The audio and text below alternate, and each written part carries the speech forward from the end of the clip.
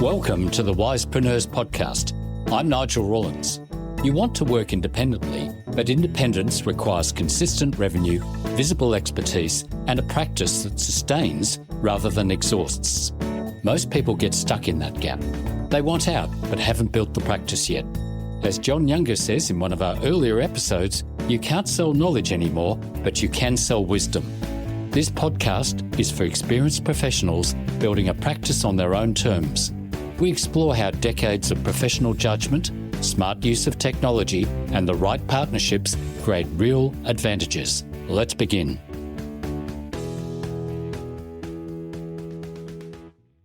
The 20-20-60 principle sounds simple.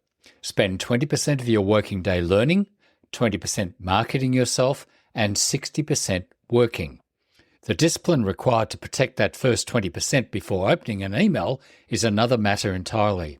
Dante St James has built systems for nearly every dimension of his business life, from franchisable cafe operations modelled on McDonald's back-of-house efficiency to a 30-day personal branding framework he gives away for free, to AI-coded software products with thousands of subscribers running on $50 a month.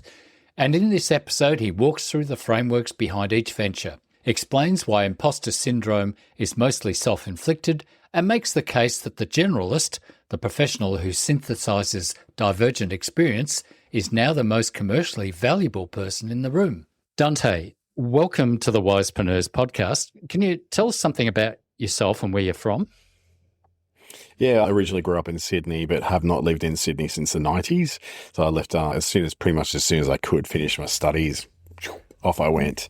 I've always wanted to head to the north of the country. I started off in Brisbane, worked my way up through very many places, then back down again, back up again, and currently in Darwin. This time around, I've been here 9 years, but this is my fourth time living in Darwin. So in essence, I've been here on and off since 2003. So what is it about Darwin that you like? It sounds horrible to say, but I'm not a fan of people, especially big crowds of them. I don't like to be in anywhere where I have to commute with people. And Sydney for me was just this nightmare of packing into a tin can and being shuffled from one place to another every single day of the working week. And that just wasn't how I wanted to live my life. So I've got a 5-minute commute here in Darwin, 5 minutes from the home to the office. Deliberately got myself an office here because I got a little weird working from home over a number of years. So I just went, probably need to get out and see more people. But the beautiful thing is no traffic, no big crowds unless you really want to go to some big event. But then you don't have to be in crowds just to go about your day-to-day life. And that's what I really enjoy about being in a place, not just Darwin, plenty of places like it. But for me, this is a good place, easy access to Southeast Asia, flights daily to Bali, flights daily to Singapore and East Timor. So there's easy to get out, but also connected enough to the south of the continent so I can, get around and do business when I need to. So is that a view behind you out your window or? That's the Smith Street Mall in Darwin City. So I work out of the Darwin Innovation Hub. I've got an office here and I'm in one of their rooms here where I get a bit of peace and quiet and I can have a nice view in the background. So it's actually quite nice to have some, daylight to work with. Yeah, I was going to say unfortunately, because we're audio, people can't see it, but this is beautiful tropical sort of like gardens out there. It is quite nice. Yeah, across the road is the Power and Water Corporation head office. So it's like, well, I say a big skyscraper. We don't really have them here, but I'd say this one's probably about a 10-story building behind me. But the beautiful thing is I've got 3 layers of plants between me and that building and a mall. You do occasionally hear some noises coming from the mall, but overall it's pretty nice. So what have you been doing since you left Sydney? Oh gosh, so many things. So I originally got my qualifications in, what was it in? It was in medicine. So medicine and psychology. So that was my original studies, was in that.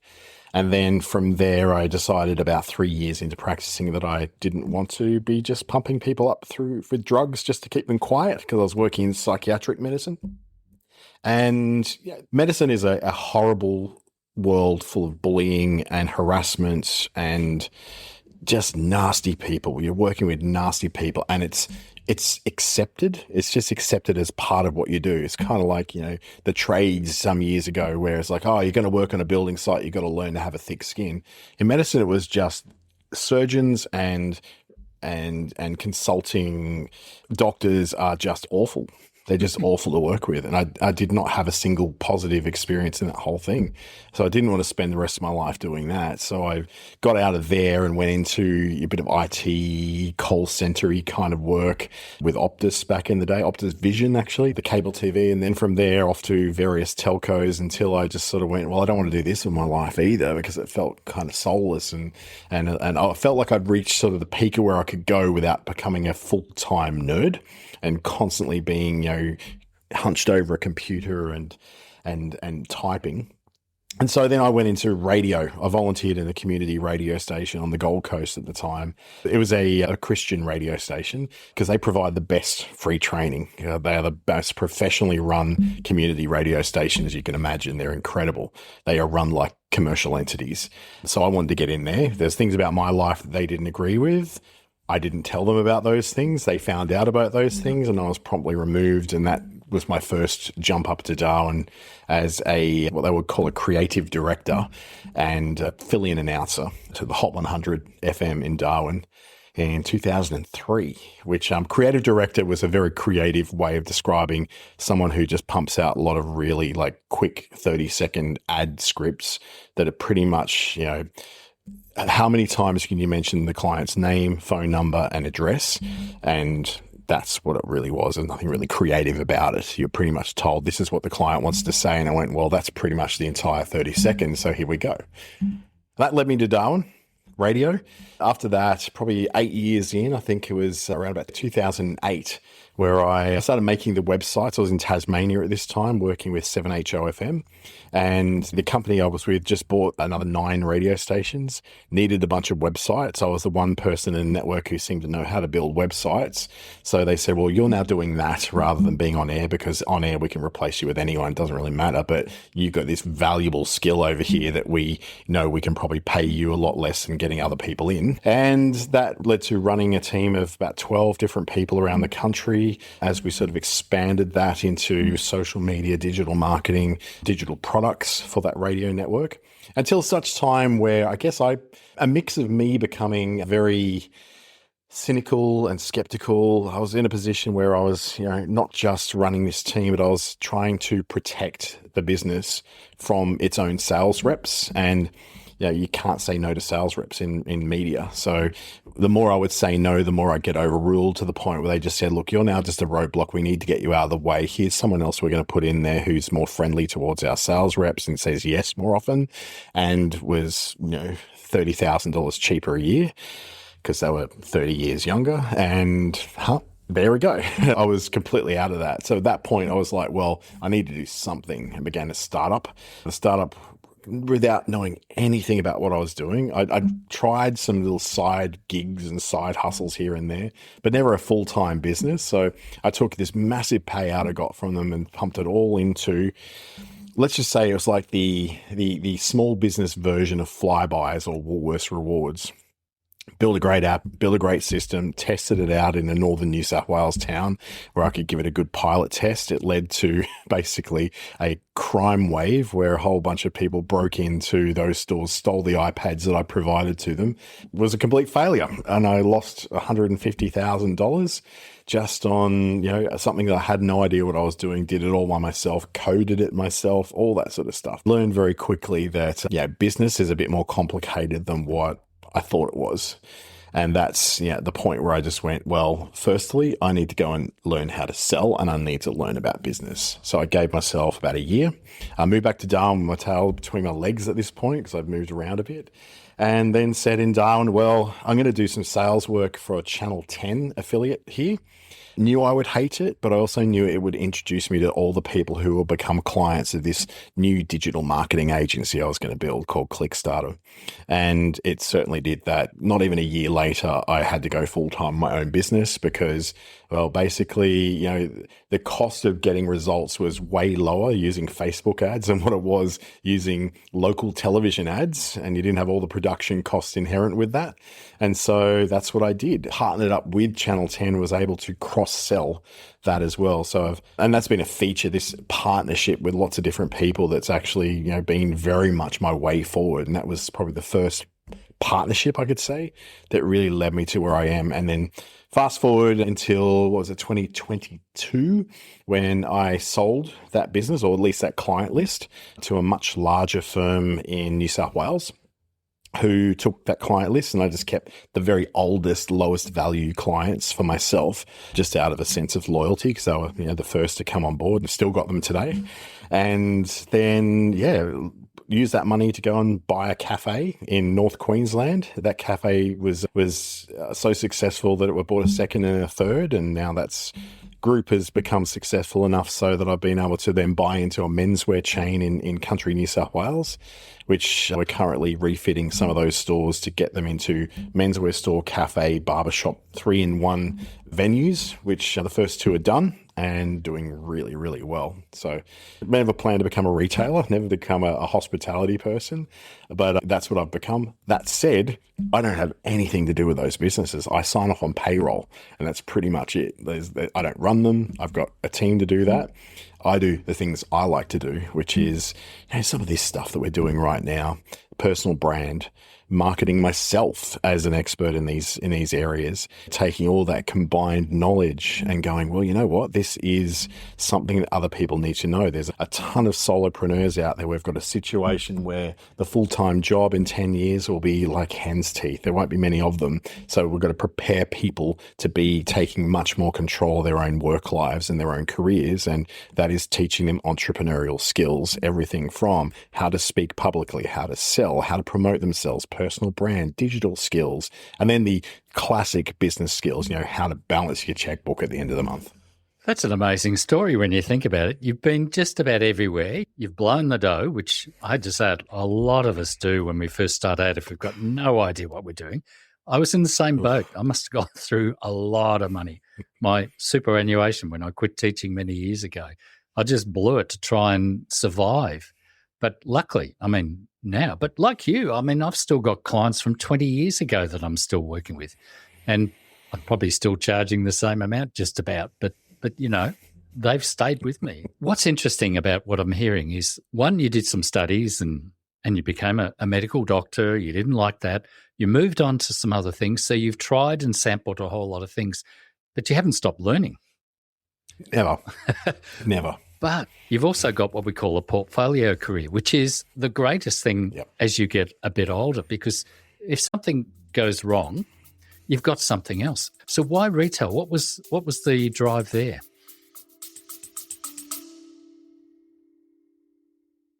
Just a quick pause. I've put together 2 free assessments for experienced professionals. One helps you map the professional judgment you've built over your career, and the other helps you audit your reputation and readiness for independent work. Both are found at wisepreneurs.com.au/free-assessments. Now back to the conversation.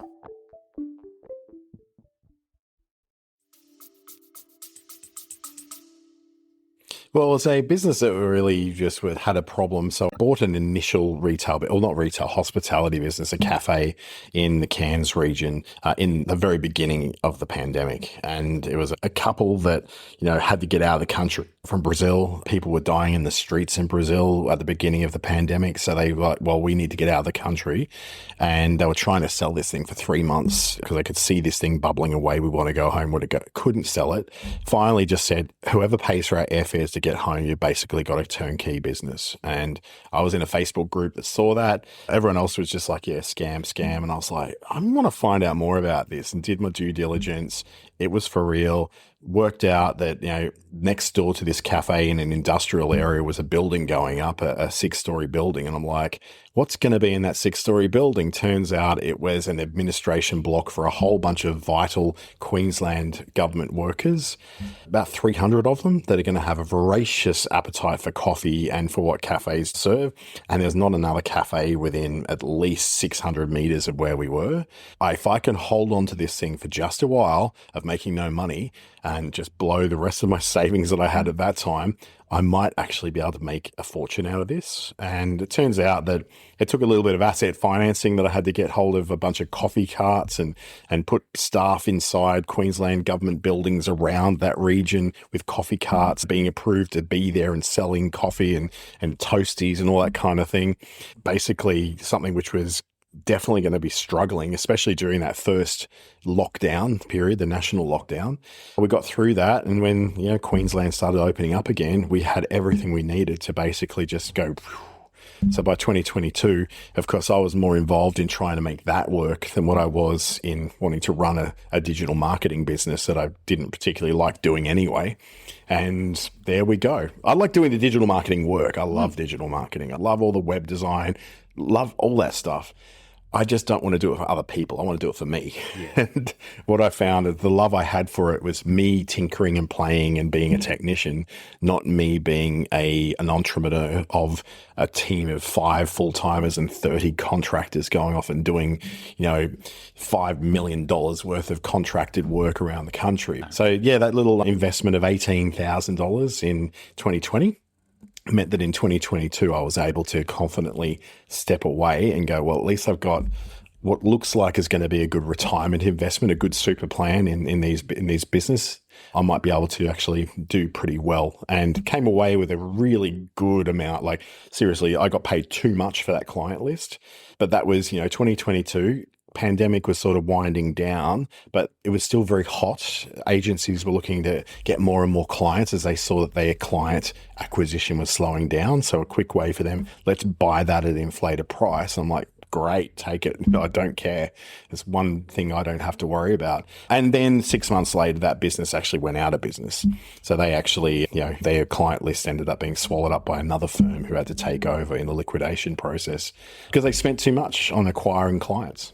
Yeah. Isn't that interesting how that happens? Because you often hear about businesses being sold and the new owners come in and they screw it up completely. Absolutely. But the interesting thing about the retail is there are obviously retail businesses, if they're managed properly, because you often hear about some of these cafes going broke because they stupidly go out and buy BMWs as the company car.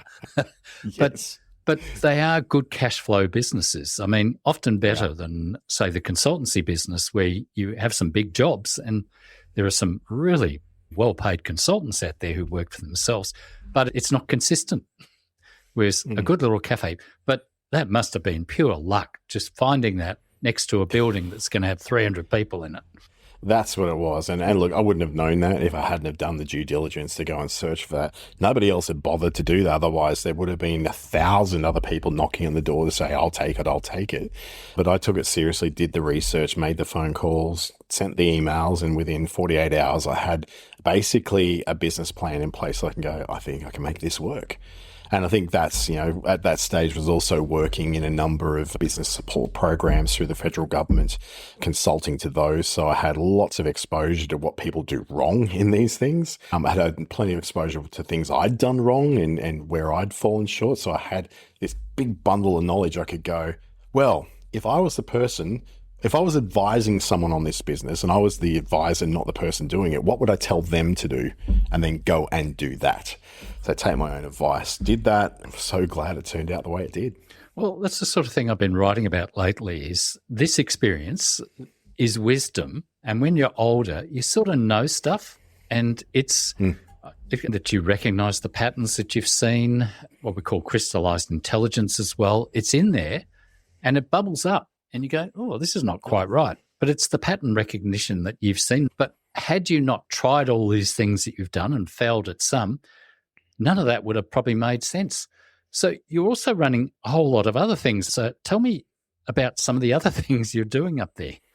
Yeah, so Starter? Clickstarter, I've actually kept the name Clickstarter. So they just bought the client list basically, and I kept the name. I've pivoted Clickstarter into a digital training business. So now it provides digital skills training, more recently AI training as that's become significant. So for the last 2 years, that's been probably the most of the training, but it's providing training in organizations for things like getting your executives together on LinkedIn and making it work for them because they're absolutely woeful at it. And no one is worse than governments and local governments and big not-for-profits that just do not know what they're doing with it.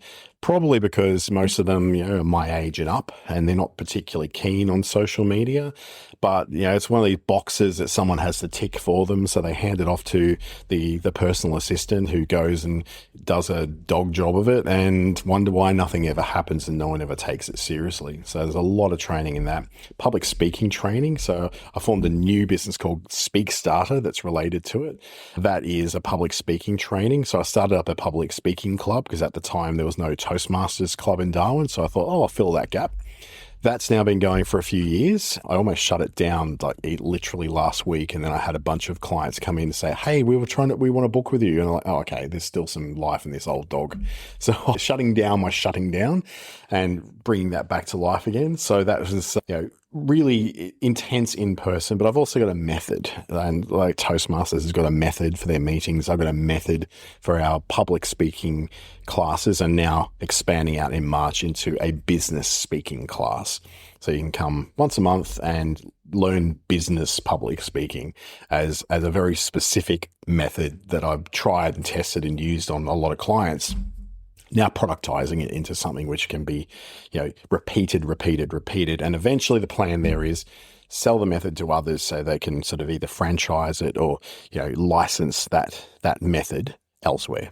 I don't know if the listeners are picking this up, but what I'm hearing is frameworks. You're productizing your frameworks. So you've learnt the hard way with a lot of this, and you've got your system or your techniques. My late mentor used to talk about making things visible, logical, and repeatable. And he developed frameworks because he looked at things and he thought about things just like you're doing, and he could see, well, this is how it works. And the fact that they're successful, you're doing it in your cafes, sounds like you're doing it in your menswear things, that you've got this brain, and that's probably why you could keep in the medical profession, because that sort of brain is very logical as well.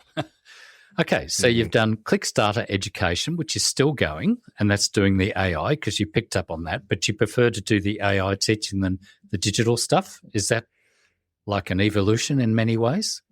Yeah, it is. It's really just, I guess, it's the same thing, but now sprinkled with AI. So the AI will accelerate the process for a lot of people. Funnily enough, the same frameworks for digital marketing work very, very similarly for AI content as well, if you're using it to help with content creation or even with, brainstorming. So I've got a whole bunch of playbooks and all that sort of thing that I roll out through workshops and webinars, run about 2 to 3 webinars a week, at least one workshop a week locally in Darwin, and now beginning to do I've been always doing some workshops interstate, but now starting to bring those as well. I've got one in Perth coming up next week, Brisbane the week after that, and then moving into, I think, Melbourne, Canberra, and Sydney after that. So yeah, I'll be around. So is that the solopreneur systems you've got in place? Solopreneur systems is a funny beast because I started that up because vibe coding became a thing, and I was able to roll out several pieces of software as, ideas that I go, well, here's a problem I need to solve in one of my businesses. So I'm going to vibe code up a solution for it. Then found that worked and it was really actually very effective. And go, okay, well, how about I package this up and sell this to anyone who wants to use it? An example would be a piece of software called Quotaroo. I was using a New Zealand-based software called Quotient, which is for producing quotes that we'd send out a link. Here's click the link to read it, approve it, all that sort of thing. But the problem with Quotient is that at $33 Australian a month, it was very limited that you could only have one business associated with your account. You couldn't flip between businesses. Now, my unique problem is I've got 17 of the things and I need to flip between multiple ABNs, all that sort of thing. I don't want to buy 17 different licenses with that piece of software to fast produce quotes. So I went, well, I'm going to take all the functions they have plus the functions I want, which included that ability to brand and rebrand, select who I'm sending it, which business is producing it for. So I put that out there to the world, and a few hundred people picked it up within a couple of weeks. And then that's grown now to about 3,500 subscribers. About half of those are now paying me a certain amount per month for it, which is about $5 a month. I'm not looking to make my millions from it. That's so cheap.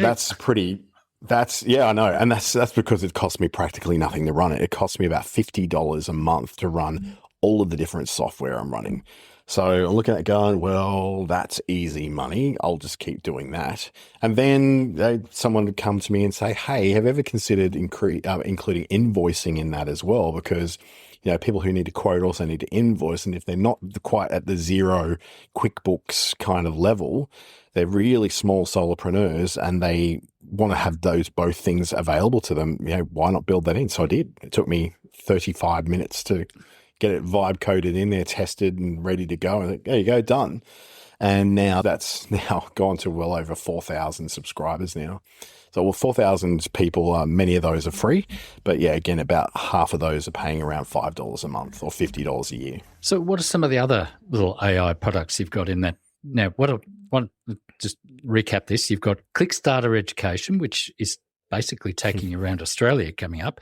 You've got the local Speak Starter, which is helping local business people learn to public speak, because that's one thing we encourage people. If you're going to try and get some work, you've got to get out there and you've got to speak. Then you've got your solopreneur systems, and you've talked about your Vibe, and you've talked about Quotaroo. What are some of the other ones you're doing in there? So there's a few other little AI things. I've got one called Content Steps, which is taking my framework for content creation and building that into a process you follow through. So you set up a profile of, your key topics you want to talk about, your core values or principles that you have that, color everything you do as a business owner and as a person. And then building in a bunch of questions, so 5 key questions that I've got in there. What can I teach? What have I noticed? How do I think differently about this than other people? How can I produce this as a quick, short set of tips? And what happened and how? And that's the 5 questions all bundled together. So as you choose your way through that, it then is giving that thing that nobody does with ChatGPT, which is giving it context. So people go on ChatGPT and say, write me a post for LinkedIn about this. And they give it no context, no clarity on who it's trying to represent. So this then sets that into a framework, a set of steps, which then forces you through. And then at the end, it will use, at the moment it's using Google's Gemini, because it seems to be the most powerful tool there at the moment. Uses that to then generate something in your voice, in your tone, with your values on your topics and with your input to really just make something that's far superior than just simply telling ChatGPT to write something for you. It just makes it easier for someone who doesn't really deal well with just a flashing cursor in an empty box. They need a process to go through. And so that's been an interesting one. It's probably about 1,500 people using it at the moment. And I usually give it away for free because to me, it costs me. Again, it's part of what Quotaroo is paying for at the moment. So I don't really need to make money from it. I just like to see people getting some value out of it, giving me feedback. And then I can update it with further frameworks as I develop them over time as well. Melissa Lieberman on episode 82 was talking about consultants getting leads. That's the hardest thing, is to get people onto a mailing list, or you can sell them stuff. So even if you've got free users using this stuff, if you come up with a product that might be interesting to you, you've got people to communicate with. That's the hardest thing out there at the moment, is to get that attention, especially on LinkedIn even. Yeah, I'm doing pretty well with the attention on LinkedIn. I'm getting quite a lot of input. I've got a good number of followers. The Northern Territory's only LinkedIn top voice, so that's also opening a few doors for me, which has been really, really good. Aside from that, though, again, this is those partnerships. So that's not really a partnership with LinkedIn, but I get on really well with the team in Sydney at LinkedIn and constantly communicating with them. I train for Meta. So I'm a contracted trainer for Meta, Australia and New Zealand. So that has been for the last 6 years. So that's another partnership that's helping open doors. But what you're saying there is really around, going back to the frameworks, is taking all those pieces and going, well, how I got here by doing this. How do I help others get here? Hopefully a little quicker than what I got here, and don't take 20 years to do it, but bring it down to something which is a framework you can follow and avoid the pain I went through. Oh, I think it sounds fantastic. I just think, unfortunately, people can't, they can hear you, but they can't see the energy that you've got in this. But, this is pretty intelligent stuff too, because I don't know how you keep a handle on all these different businesses. I know with the retail group, you said that you've got management doing that, but you've still got Yes. It's still in your head, isn't it? Well, I'm still strategizing everything. As I take on more of these cafes, 3 in North Queensland, we've got another 3 and soon to be 4 in New South Wales. So that requires you to think in terms of systems. And someone who sits in a cafe doesn't think in terms of systems. They think in terms of just what that little cafe is going to do. I think in terms of the systems. At what point do I get to where I have enough cafes that the price of the bag of coffee comes down an extra 20%? What can I do to see what works over there in that Cairns cafe? What can I do with that will work in this one in Northern New South Wales? So how can I then take those systems and simply it's learning enough about retail and watching YouTube video. I love watching YouTube videos on failed retail businesses. There's a couple of guys Australians actually produce some documentary style videos on YouTube around, how Red Rooster has been like the cockroach that cannot be killed in Australian fast food, and how Burger King failed to take control of Hungry Jack's in Australia, and why Starbucks continually fails to get any traction in Australia and what they're actually doing about it. So there's a lot of this stuff I learn from other people's observations. And one of the greatest lessons in terms of retail and in terms of, I guess, hospitality has been watching McDonald's and that brilliant movie, The Founder, all about Ray Kroc and the McDonald's brothers. A fantastic movie. And I will rewatch that 100 times if I need to, just to learn the power of systems and that speedy system that, is what has helped McDonald's be what they are today. That's something I just took on. I went, well, what we need to do is have a repeated system in every one of these kitchens, have those kitchens set up in such a way that anyone can jump out of this one in Cairns and immediately can get to work if we need them to, without having to train and retrain and have all sorts of clunkiness. Get the menus, all the suppliers aligned through all these places, because you're saving so much money when you buy in volume. You're often saving up to 30, 40% when you're buying things in volume. Coffee. Why are we using this stupid boutique, inconsistent, bitter tasting local roasted coffee, which is utterly awful? And our tradies that come into our cafe just want something that tastes like McDonald's. Well, what does McDonald's do? What's their flavor profile? Hey, coffee commune in Brisbane, can you make me a flavor profile like Macca's? Yeah, sure. That's a pretty easy, pretty good blend. We'll just produce that. And I'm going from $72 a kilo to $29 a kilo straight away. And you're buying, in our case, 180 to 200 kilos of coffee a week. Well, it makes sense. You're saving a hell of a lot of money by aligning everything together. So what works in one will work in the others, but you don't do the Starbucks thing. You don't make all the stores look the same. You keep every store with its own staff, its own way, its own feel, its own music, its own seating, its own environment. But the back of house is running a system. Yeah. And that's the difference between what I'm doing and what, say, a Starbucks would do. I hope people are hearing your thinking here. I've got a little story about when I was working with my late mentor. We were working with a client, a particular client, but we went into McDonald's just to sit there and have a look at some of the systems. One of them was about cleanliness. And what do the McDonald's stores do about cleanliness is that if it's quiet, the kids clean. They get out and they clean stuff. But we also looked at how they cleaned windows.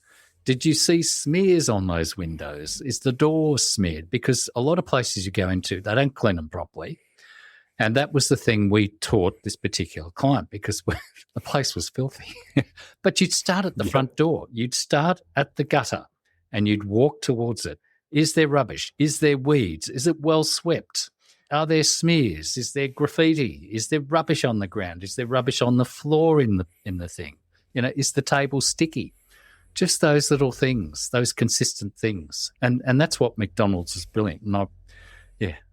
So we're talking about your solopreneur systems. And I think one of them you've got called is Brand Spark. What's that? Yeah.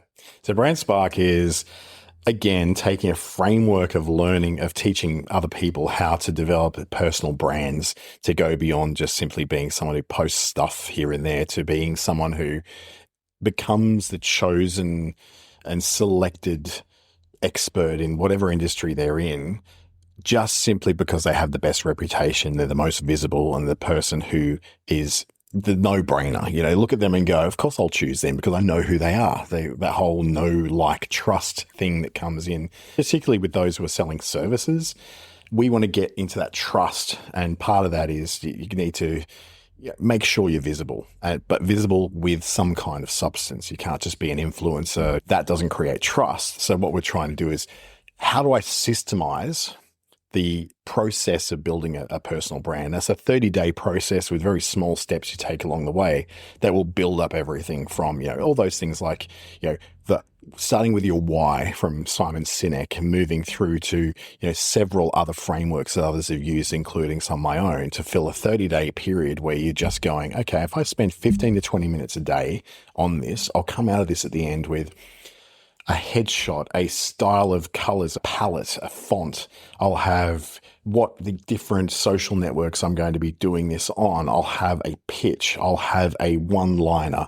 I'll have a very clear picture about who it is I'm selling to, what I'm selling to them, how it's going to help them, and what it means for the world, and why you choose me. All those things are then systematically done over a 30-day period. And I've never charged for that. That's something I've just released as completely free. I tie it into a lot of the workshops I run on personal branding. So whilst, the very basic framework of how to do personal branding, you could sit there in a 1-hour workshop, but this is a systematic way of then going, do this, do this, do this, do this, do this. Each individual step won't make much sense. But then after the first week, you'll notice, oh, that's cool.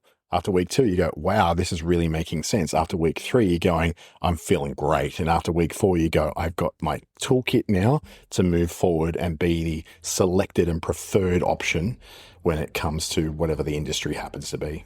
Again, that's a really good framework. I know when I spoke with Melissa Lieberman, again, we were saying that she works with consultants and they've got to work on those leads, but she says what they don't do is treat their business as a client and spend that time on the marketing side.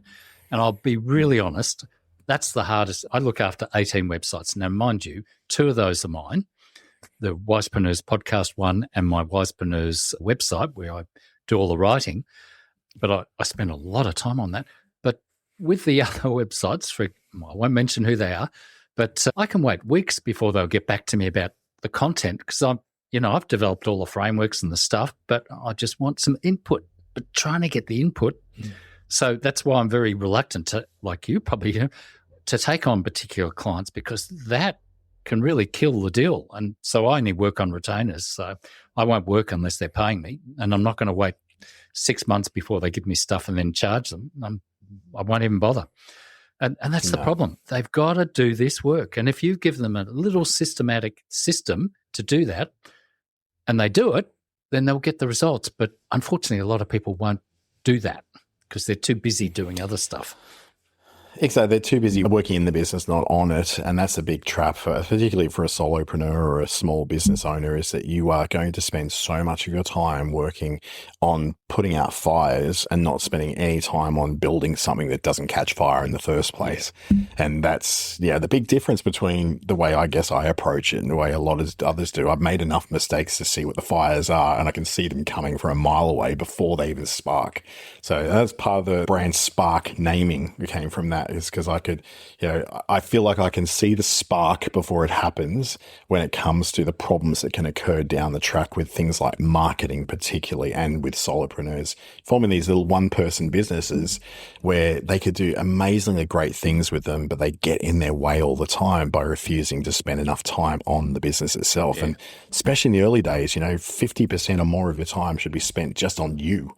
I spend 20% of my time learning every day. Every day, 20% of my time is spent learning. Another 20% of my time is spent on me, marketing me. Then I get to work on the 60%, which is working in the business of it. But none of that happens until that first 20% of the day of learning is done before I take my first email. And that's non-negotiable. Every morning after gym, get home, have breakfast, go in the office. Number one thing is before I open the emails, do my learning. Okay, and that's a discipline in itself. But I was going to comment on that. When you see stuff, my former mentor was Dennis Hitchens. He used to say that you could know things without seeing, or knowing without seeing, but that really is wisdom. That's that stuff I'm talking about, that you've embedded it. But I'm not trying to flatter you here, but you're pretty smart to pick up all this stuff in the first place. All right, let's talk about, I think you talk about efficiency versus effectiveness. Is that something you talk about? Yeah, that's definitely in my life. Efficiency is, or productivity is another term for it, is a bit of a catchphrase, I think, in today's life, where we're always trying to squeeze more blood out of the stone, always trying to get more out of that 24 hours and realize you don't have 24 hours. You actually have 8, because at some point you have to shut down. At some point you have to sleep. So you've only really got about that 8 hours of really good, solid, productive time that you can work with. And even then, probably about 5 of those are really truly productive. So you go, how can I make that 5 hours more productive? So we look for tricks and hacks, and we're looking for, little techniques and things that are going to help us get that done. And then we try that for a day or two. We don't see a result straight away. So we then go, well, that's rubbish. And we go back to whatever we were doing before, time blocking in our calendars or overbooking or something like that. So I tend to aim for what's effective, but secondly on that, not just what's effective, but also what are you likely to keep doing? Because if you don't like this thing, all these productivity hacks and all these efficiencies and all that, they sound amazing when Cody Sanchez says something about it online, or Gary Vee says something about it online. But the reality is, if your name is Doug and you're living in Maribyrnong and all you want to do is just get through your day when you've got too much work in your mechanics workshop, these hacks mean nothing to you. Pomodoro timers mean nothing to you. What you need is something that's going to effectively get you there, and something you actually enjoy doing. If you don't enjoy doing it, if it's just an annoyance to you, then you've got to find something else. So a lot of the consulting I'll do with, I guess, consultants, coaches, but also with tradies as well, is trying to get them to that point where they actually love what they're doing, instead of always just constantly battling the things they hate and finding it doesn't just take up, 10% of their day. It takes up 70% of their day because it's wrecked the rest of the day for them. And if you're going to work for yourself, you need to bloody love what you're doing, because if you don't, you're going to give it up really soon, or you become old and bitter and twisted and you won't want to give back to the world. You don't want to go down that path. You want to be someone who has some sense of freedom and some sense of love for what you're doing. And so I find effectiveness something, if I can find the thing that you think you might try it, but you actually really enjoy doing it, it will be more effective. Yeah. And because you'll keep doing it, because nothing works straight away, but you still need a quick win. And so effectiveness is 2 lots. It's effectiveness in the moment. Do I feel good? Do I get the dopamine hit that makes me feel good about this? And then there's the longer, more substantial effectiveness is, does this help move my business forward, or does this make me feel happier? I think that's perfect. All right. The other one is imposter syndrome. Yeah, I've written about that many times, and my whole view on imposter syndrome has shifted over time. So much of imposter syndrome is not a psychological thing at all. It's just that people are trying to pretend to be someone they're not, because they saw someone on TikTok that, well, I need to be like that influencer in order to be successful and happy, because they're successful and happy, and that's where I want to get to. And so what they'll do, they'll copy what that person's done without realizing that everything on that feed that they're getting is a highlight reel and doesn't tell the true story of how they got there. So they do the thing, don't get the results, and then become depressed. And you have, the epidemic of TikTokitis that you've got in younger people these days, where they can't get the things that their influencer people have got because they're trying to be someone else. Imposter syndrome is essentially not really a syndrome. It's because you're being an imposter. It's not a syndrome if it's what you're doing. You're faking your way through to be a certain person that you're not. You're faking your way to try and be someone else. And because of that, you think, oh, it must be imposter syndrome, because what I aspire to be and what I am don't align. I'm like, that's because you haven't done the work. You haven't trod the path. You haven't done the journey. once you've done all those things, you find that you've got this, and this is the wisdom of age, I guess, and experience, is that you get to look back and go, well, I don't get imposter syndrome anymore because I don't talk about things I don't know anything about. I don't get imposter syndrome anymore because I don't pretend to be someone else that I'm not. I think that explains it pretty well, because a lot of people who are experts in their field get to a point where they're thinking, surely I'm not the expert, but they are. They're just in that uncomfortable place where they just don't recognize themselves. But there's an interesting thing there when you're saying about people see a good idea and they think they'll copy it, or they might look at what you're doing and say, oh, I could do that, not realizing that, you started off as a medico and you've worked in a number of places and you bought this business and you found out that there's no way that they could accumulate that wisdom and then copy what you're doing. So, it's, as I say, it's necessarily going to be incomplete. Pretty good. Pretty good. Well. I'll expand on. Yeah, I'll expand on that a little bit. Right. That really brings me to the fact that we're coming into the era of the generalist. The generalist, the person who's had many different experiences that they can synthesize into something, whether that's a product or a service or a consultation business or something. These generalists, like myself, I'm not an expert in any one thing with any great depth, but I'm definitely an expert in what I've done. I'm definitely an expert in me, so I can sell that. I can package that up. And this is the era of the generalists. We come out of the era of the specialists. And we see that in the collapsing of university budgets and the collapsing of this whole scam that we've got running in this country of importing 400,000 students to go and learn at universities. They get pumped out of these universities at a rapid rate.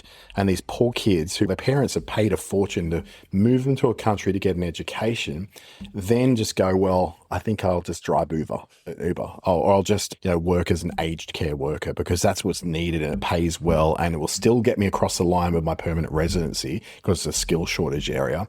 So we've got these hyper overqualified engineers who are turning into NDIS care workers because that's the easiest path to get there. So university has become this scam because we're teaching things in universities that were never meant to be taught in universities. We're teaching vocational level job readiness skills without actually any job readiness skills. IT graduates are coming out of universities with no IT skills. They are unemployable. Yet you go into a Cert 3 or Cert 4 at the local TAFE and you're infinitely more employable because you know what to do. You can hit the ground running. It's definitely become an industry in Australia. I mean, listeners to the podcast know that I encourage both my boys to become tradies rather than go to university because many, many years ago. I would do the same. That's what I saw many years ago same. As a teacher. And both have never been out of work and doing interesting things. One of the guests, Darren Waldron, on episode 83, he's a tradie started in Hamilton in Victoria, travelled a bit, met a Swiss girl, married her, and he's working in Switzerland in the building trade as a carpenter. But at night, he's been running an AI business, which is really quite interesting. So you can be a tradie, not necessarily be academic or through university, but you can still do interesting things. And I was saying to him, school gives you a bit of paper, doesn't mean you can do anything, which is precisely what you said. You can go to the local TAFE, what do we call them? I don't know what the Americans would call it. Polytechnics or something like that. Yeah, something like a technical trade area and learn practical skills, and you can be employable. Whereas if you go to university, you've got a debt. Crippling, that debt. That's the great scam of university in the Western world, is to have convinced people in developing nations that somehow they have got a way into these glittering, glamorous careers and these things they've learned about back at home. They come to Australia, get qualifications they simply can't get jobs for because there aren't enough entry-level jobs to take them on because they're only qualified on paper, but they have done none of the work. This is another area of work I do. I volunteer a lot of time with international students here in the Northern Territory to help prepare them for this reality and to help them through this big transition they're going to have when they realize to their horror that they've just wasted 3 or 4 years of their life to basically drive Ubers. And so what I try to do is get them multi-skilled, get them across a lot of their soft skills so that they can, at least when they hit that interview, be a little bit ahead of the others in the crowd who are coming in with the same certificate and the same degree and the same lack of experience. At least I can get these kids to a point where they can talk and communicate and have enough soft skills to be able to get through those interviews and be considered at least in the shortlist. Yeah, well, that's going to be the big issue today, very obviously, and it'll be some of the conversations I'm going to have with other Australians. I speak to people across the world, but at the moment, I'm lucky enough to find the Australians to talk to, even though I live in Australia. But this is going to be the issue of young people who've gone through university getting those entry jobs, if they exist anymore, especially with AI. And that's a concern Exactly. I have. Where do you get the skills to become like you? Where you get some experience and you've had a number of jobs and you're in that position. So where do you get the energy to do all this? Look, a little bit of ADHD, I'd have to say, probably. I wasn't diagnosed with it until I was in my mid-40s. So for me, it was like this little thing that's always been there all my life, has always been, a mix of, oh, you can do so much stuff, but also you're absolutely crippled by this thing at times. And then finally going, okay, I probably should get this looked at. And they go, okay, this makes sense. Now I know what it is. I then put my systems to work. So then I did that same thing I do for business. I put a system in my life, and that system means that I need routine. If I don't have routine, everything will go to absolute wreck and ruin because I don't have those structures in place. So I almost have to, infantilize myself to the point of set the alarm, get up at 5 a.m., be at the gym at 5:30, have my routine to do, be back at home at about 7:40 a.m., make my breakfast, then go to work. And when I'm at work, first thing is learning. I have to spend time learning because that gets me interested in the rest of my day. If I don't do the most fun thing first, I will not do the other things. I do the fun thing, then I start the emails and I do the non-fun stuff for a while. And right through that, and it's even right down to the point where I have to schedule in time for me to do certain things that take me away from the computer. So 3 or 4 times a week, I've scheduled in, I go for a walk by the waterfront. If it's raining, I go for a drive by the waterfront and then go and sit in a shelter by the waterfront so I can watch the rain, enjoy it, just get away from the computer for a while. So it's almost like, I've learned that I'm very much a systems thinker. I never look at any one thing in isolation. I go and say, well, if you're really feeling very fidgety today and you're stimming yourself by grabbing things and fidgeting all the time, what led to that and what can you do to get out of that? Because you can't just sit here and do that all day. Is you'll get nothing done. So I look at it and go, okay, I did that. Oh, that's because I had that conversation with mum and I was really worried about it because her health hasn't been really well. And that sort of put me off because that's normally the time I would be learning. I need to get back into my routine. Okay, go back into learning and then start the routine over again. Yeah. And then that way, I just basically treat myself like a 2-year-old who needs a little bit of discipline and structure. And I'm able to get all this stuff done. Isn't that interesting? Because basically you said the big thing there is you have to be able to manage yourself. Yeah, it's all about self-regulation. I'm a bit of a stoic in that matter. That I don't believe that making excuses for my brain is weird. I'm neurospicy and all that, and therefore I can't achieve anything. I'm basically disabled. I think that's a load of crap. I think that there is enough. I'm not disabled in any way, shape, or form. I have agency. I know I have. I've been able to. As a kid, I was a national level runner and swimmer and triathlete, so I know what I'm capable of doing. So I go, well, in that case, take some control, but first of all, take some responsibility. I can't just blame everything on past trauma and my spicy brain and say that's enough to excuse me from having to do the work. It doesn't excuse me from anything. That's brilliant. So what else would you like to talk about? Because we're coming close to the end now. Yeah. It's been fun. It's been fun. No. But I've had a couple of really, really interesting podcast interviews lately which have gone splendorously off track, and they've just been beautiful with the directions they've gone and some of the things that they've gone into, really taking advantage of that neurodiversity I've got in there, being able to have an overarching story that can go, I started here and here's where I am. There's some lessons in that I can teach you, but honestly, what you don't want to do is do it the way I did it, do it this way. And I suppose that's where it is, having that wisdom to be able to take the experiences, channel that into something which is a much better framework that people are much more likely to enjoy and get some success out of. But they still need a little bit of a challenge, don't they? Of course. In fact, usually step one is it's like trying to lose weight. All weight loss programs give you a 3 to 5 kilo weight loss in that first week by shocking your system and losing all your water weight, because you step on the scales at the end of the week and go, oh, I've lost weight. I feel motivated. Let's do week 2.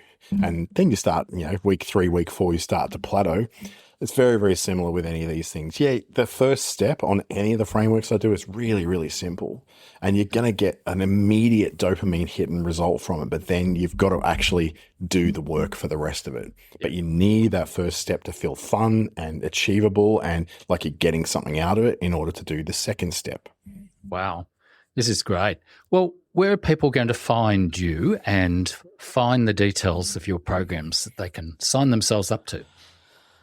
The best place to go is probably just my LinkedIn profile. It's where the most complete version of me is. If you're an organization, you would like to be able to work with me in some way, shape or form, clickstarter.com.au is a good place to start. That's all about to be refitted with all my new programs for 2026 and what training I do provide all across the country, remotely, in person, all that sort of thing. And then DanteStJames.com, so Dante, DanteSt James.com is where you see a lot of the more one-to-one stuff that I'm doing. But again, that will change as well. Solopreneur Systems at the moment is like a software house, which is converting into something else. So I won't send you there, but I do watch that space because that's where the next thing will happen. That is fantastic. I hope everyone can hear the energy that you've got and the enthusiasm, and I can see why you're so successful. You've just got it. Thank you very much, Dante, for being my guest. It's been fabulous. That's been a pleasure, Nigel. And anytime you want to call me back, feel free. I'm always love a good chat. Thanks for listening. If today's conversation resonated, 2 things are worth checking out. The free assessments at wisepreneurs.com.au/free-assessments.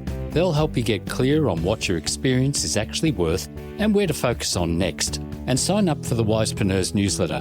Practical ideas for building a practice on your own terms every Tuesday. Sign up at wisepreneurs.com.au/newsletter.